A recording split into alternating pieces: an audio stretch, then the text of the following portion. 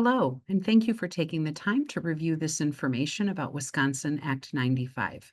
I'm Stephanie Leonard. I serve as the Assistant Superintendent for Teaching, Learning, and Equity for Sun Prairie Schools, and I'm joined by Dr. Kurt Mould, Director of Digital Media, Innovation, and Strategy.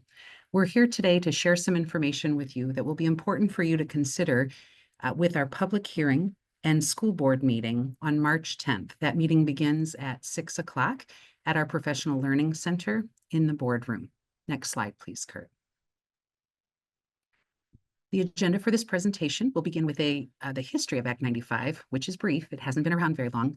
Our existing practice, our recommended procedure change to JIR3 and IKD, and to share the discussion of the waiver process that we're seeking through the public meeting on March 10th. I'll turn it to Kurt for the next portion of this. Thanks, Dr. Leonard.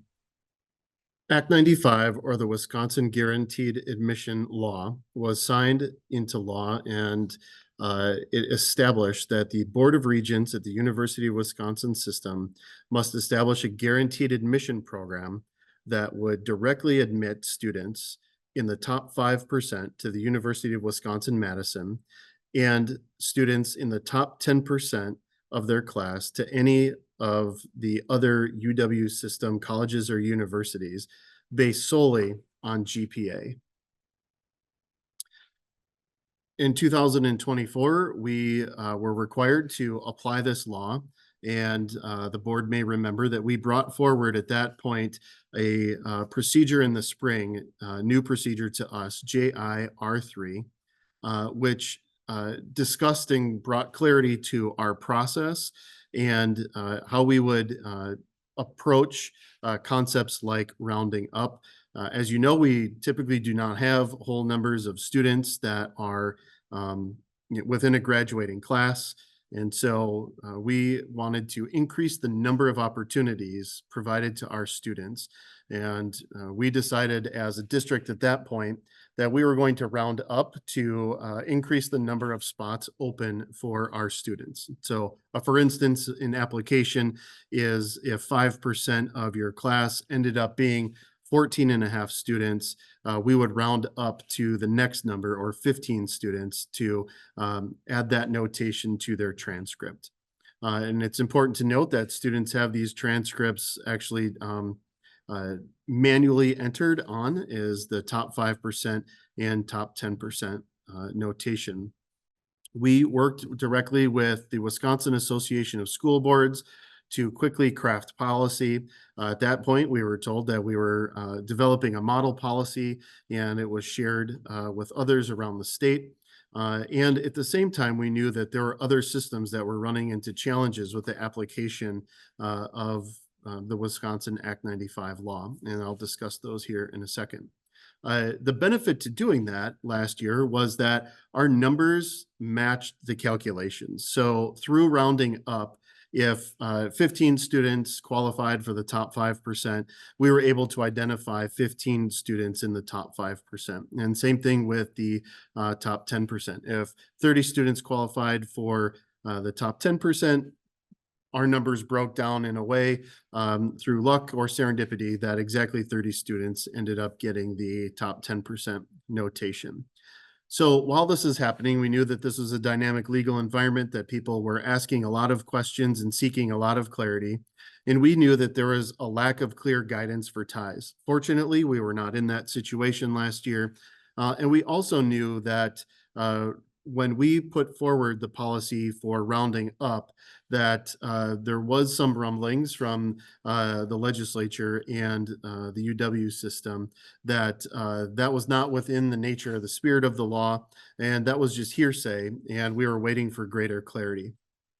That additional guidance came well after our class ranks had been established, and the Wisconsin School Administrators Alliance took the lead in pulling together the UW system and the Department of Public Instruction.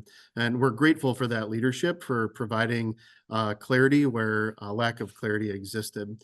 There were two areas that clarity was provided to our system that applied directly to Sun Prairie.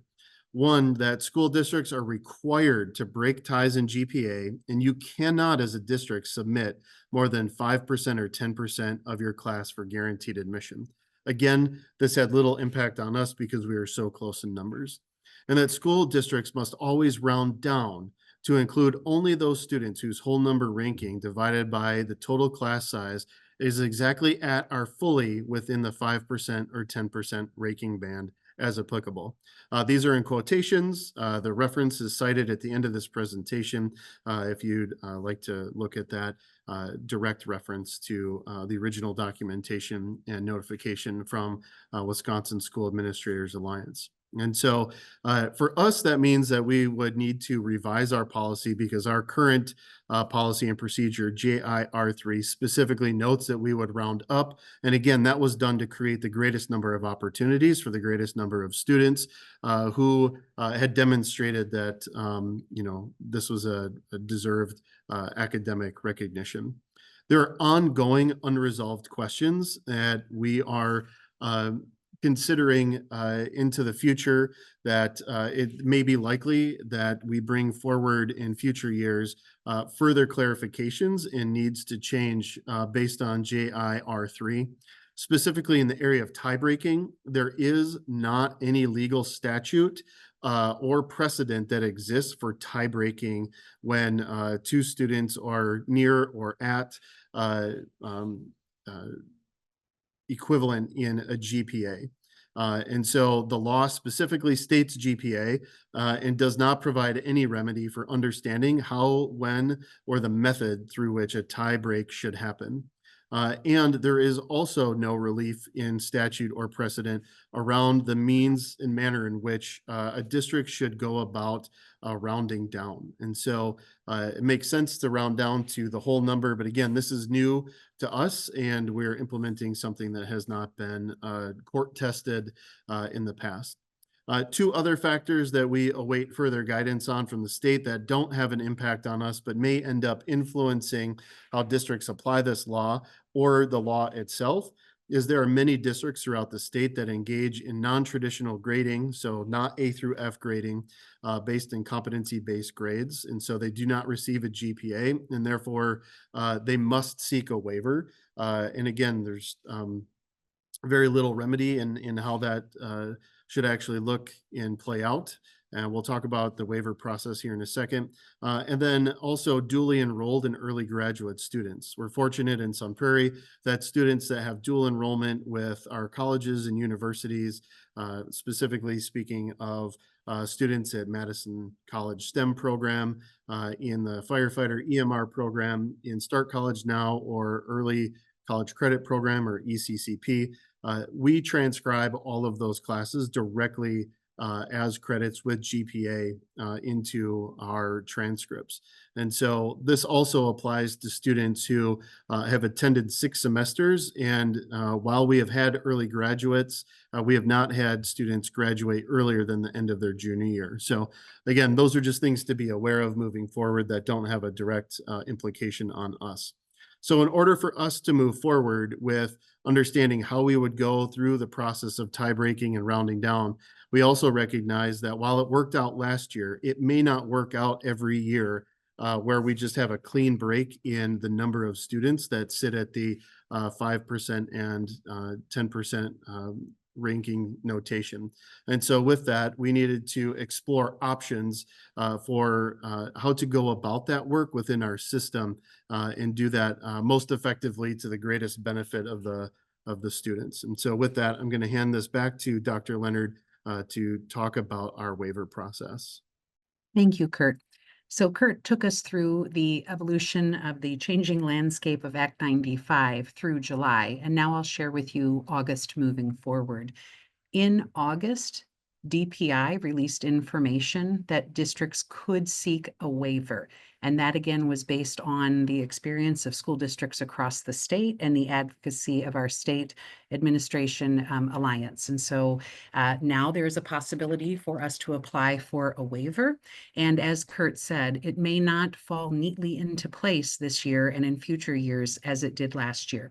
We sought the advice of counsel, who told us to stand still for a little bit as this landscape continues to evolve very quickly. And in our most recent consultation with our school district legal counsel, it was advised we consider seeking a waiver in case we do need to be in a tie-breaking situation for our top 5% and 10%. And that's what brings us to the public hearing on March 10th in front of our school board. We're seeking the school board's approval to apply for a waiver to the Department of Public Instruction for tie-breaking criteria for Act 95 purposes only. Here is the tie-breaking criteria that the administrative team is recommending. We recommend that we begin with the first criteria of the number of high school credits earned by the students at the end of 6 semesters. If that doesn't break the tie, we would move to item 2, which would be the number of high school AP courses and/or dual credit courses that are listed in our course guide, and/or college or university credits earned through early college credit program and Start College Now at the end of 6 semesters. And then finally, if rationale 1 and rationale 2 do not work, then we would be looking at item 3, the ACT score on the junior year spring state assessment. So that's what we're bringing forward. So to play Kurt's example forward, let's assume we can send 13 students that are in the top 5% and 15 students have a 4.0.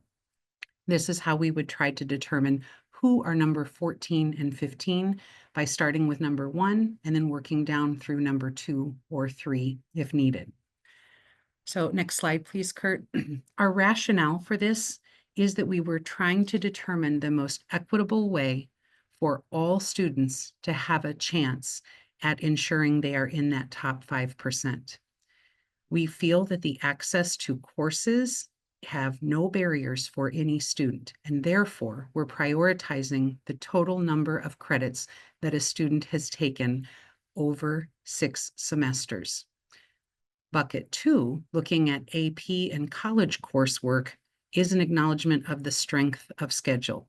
We did not start with number 2 as our first criteria because there are some programming options within bucket 2 that have barriers that not all students can access. And then finally, we would end with the ACT exam, which will be the most, I'll say, cut and dry aspect of bringing this forward, but also recognize there are some flaws with standardized testing and the administration of that ACT test. And so that's our rationale for bringing these 3 things forward. So want to make sure that we have an understanding that there would be 2 options for ranking on a student's transcript. First and foremost, we are not making a change in the way we do the Sun Prairie Area School District class rank. On every student's transcript, they would have a class rank calculated through procedure IKD. So in that example, if there were 15 children with a 4.0, 15 children on their Sun Prairie class rank would be number 1 out of 343. So the Sun Prairie class rank will be listed on every child's transcript in accordance with procedure IKD. Students who make the top 5% or top 10% when calculating using district procedure JIR3 would have a second notation on their transcript, which would indicate top 5% for Act 95 or top 10% for Act 95. Next slide, please, Kurt. So if this waiver is sought by our school board and approved by the Department of Public Instruction, that necessitates changes to our district procedures, JIR3 and IKD. As Kurt alluded to earlier, when we wrote JIR3 last year, we were under different guidance and rules, and now we are shifting JIR3 to match the current expectations for Act 95 and to reflect our tie-breaking criteria should we need to apply that to determine the top 5 and 10%. Also, we're just bringing forward a slight modification to procedure IKD class rank. We're adding a sentence to indicate that this procedure is applicable for class rank only, to ensure that we have clarity that all children will have class rank calculated according to procedure IKD. And then Act 95 statute work will be reflected in either a top 5% or a top 10% on the transcript for students that qualify. Next slide, please, Kurt. So we're here, or will be together on March 10th in a public hearing seeking the board's approval to apply for a waiver process. If the board passes that and has the resolution that comes forward through official board action, then we submit that to the Department of Public Instruction. Please note that this is an annual process. We as a district must seek the waiver annually, and this would apply to this year's 11th grade class following the completion of the 11th grade year. If you'd like additional information on any of the things that we've talked about, there are some links here that would provide some guidance and further information about what Kurt and I have covered. We look forward to engaging with dialogue with our school board on March 10th. We welcome anyone who is interested to join us for the public hearing and or the school board meeting on March 10th at 6 o'clock in our boardroom, which is located at the Professional Learning Center. Thank you.